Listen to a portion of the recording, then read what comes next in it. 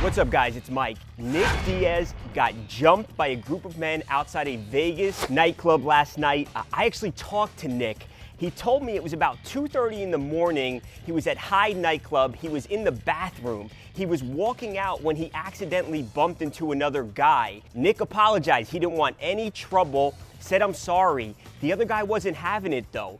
The guy and three of his friends actually approached Nick and basically started wailing on him, started hitting him. So Nick said, "I had to defend myself." He was actually able to get some of the four guys on the ground. Nick was hitting them, putting them into different chokes. At the same time though, Nick is obviously getting hit himself.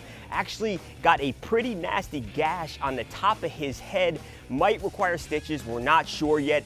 Nick says he's okay though. It's not gonna affect him, fighting going forward. He's gonna be okay. I asked Nick if this was a situation where there were four guys who may have been drinking, who wanted to prove themselves by fighting a UFC fighter. He said, no, that wasn't the case at all. He said, I don't even think these guys knew who I was.